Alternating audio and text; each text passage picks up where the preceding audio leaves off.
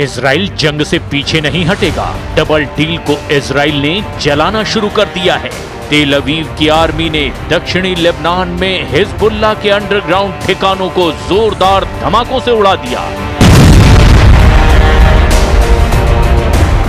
उधर कतर में अमेरिका और ईरान की बैठक से पहले ही ईरान ने बैलिस्टिक ताकत का ट्रेलर दिखा दिया है।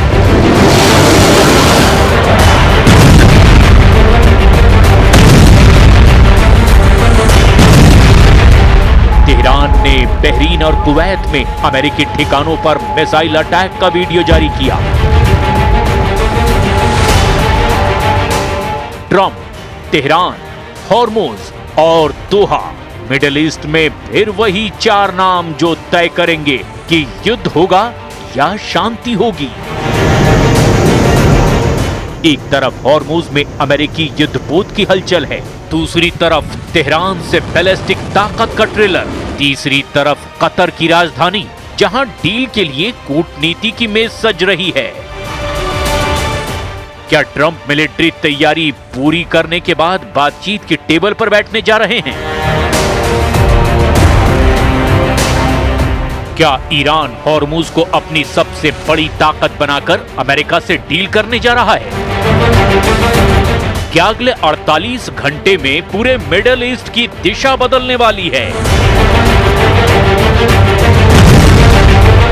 क्या जो डील अमेरिका और ईरान में फाइनल हुई थी वो दोहा में टूट जाएगी? क्या ईरान कभी भी अमेरिका की शर्तों पर राजी नहीं होगा? क्या ट्रंप कभी भी ईरान को नहीं झुका पाएंगे? So Iran, as Secretary Rubio just said, Iran has a choice to make. It's going to be a responsible nation, or it can continue down this path to absolute ruin. And don't think for a second that President Trump isn't going to leave every option on the table to achieve not just our aim, the entire world's aim, that Iran never has a nuke. America deal करना चाहता है, लेकिन वो नहीं चाहता कि Iran के पास कभी भी किसी भी सूरत में न्यूक्लियर हथियार हो। उधर ईरान डील के लिए तैयार है, अमेरिका से बात भी कर रहा है, लेकिन अभी भी न्यूक्लियर प्रोग्राम पर उसका रुख एकदम सख्त है।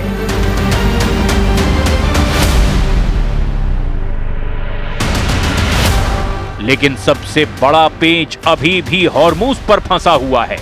ईरान पूरी तरह से हॉर्मुज पर अपना कंट्रोल चाहता है और ईरान की इस ख्वाहिश से ट्रंप नाराज हैं।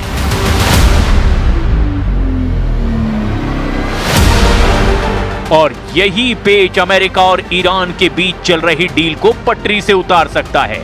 ईरान चाहता है कि हॉर्मुज में जो भी नियम बने वो उसके हिसाब से हो, मतलब ईरान को हॉर्मुज का फुल कंट्रोल चाहिए।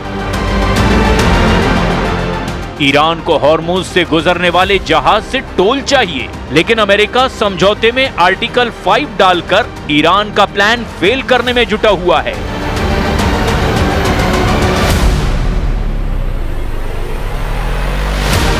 आर्टिकल में कहा गया है कि ईरान 60 दिनों तक अपनी पूरी कोशिश करेगा कि फारस की खाड़ी और ओमान की खाड़ी के बीच आने जाने वाले कारोबारी जहाज पूरी तरह से सुरक्षित गुजरें।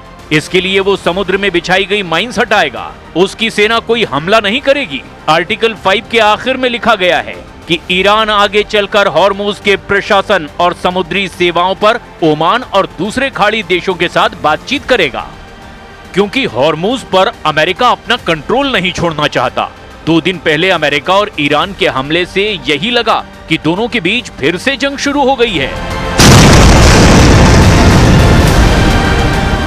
हॉर्मुज में ओमान की तरफ से गुजरने वाले जहाज पर हमला हुआ। हमले का आरोप ईरान पर लगा और इसके बाद अमेरिका ने तेहरान के ठिकानों पर हवाई हमले कर दिए।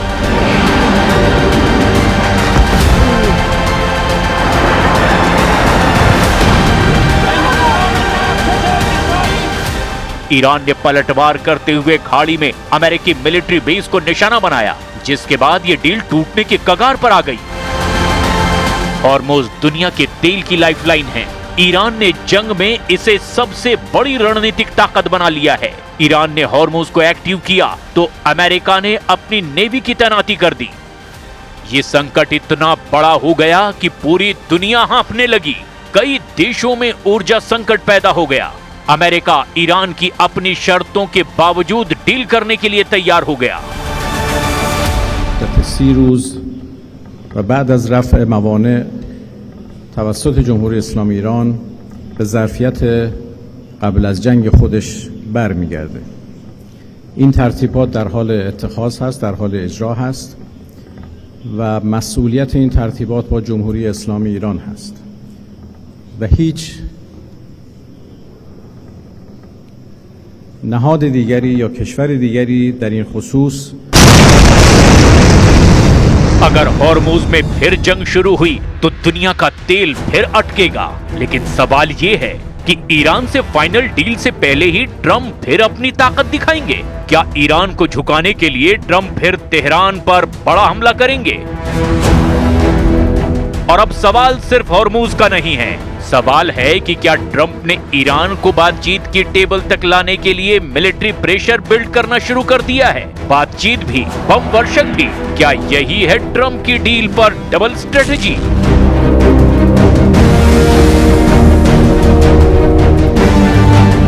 बातचीत से ठीक पहले अमेरिका ने पूरे मिडिल ईस्ट में अपनी सैन्य मौजूदगी बढ़ा दी है। अरब सागर से लेकर फारस की खाड़ी तक अमेरिकी युद्धपोत लगातार गश्त कर रहे हैं।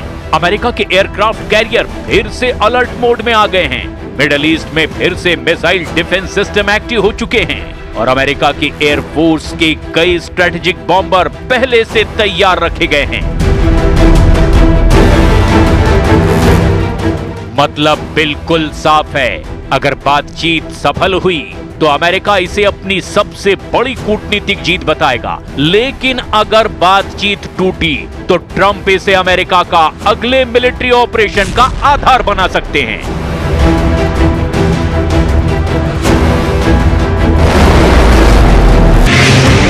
ईरान के पास 6 लाख एक्टिव सैनिक हैं, 10 लाख युद्ध वॉलंटियर हैं। कुल मिलाकर ईरान के पास अभी भी बड़ी ग्राउंड फोर्स है। ईरान के पास 1000 से लेकर 3000 किलोमीटर की रेंज वाली 3000 से ज्यादा मिसाइलें हैं, सबसे ज्यादा मिसाइलों का जखीरा।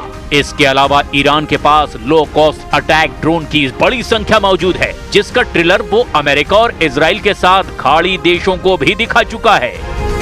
दूसरी तरफ उसके प्रॉक्सी ने जंग का दूसरा मोर्चा भी संभाल रखा है। यही वजह है कि अमेरिका सिर्फ ईरान को नहीं देख रहा, उसकी नजर पूरे प्रॉक्सी नेटवर्क पर है। लेबनान में हिजबुल्लाह, यमन में हूती, इराक में ईरान समर्थित लड़ाका ग्रुप, सीरिया में मौजूद हथियारबंद संगठन। अगर डील फेल हुई तो पूरा मिडिल ईस्ट एक साथ भड़क सकता है।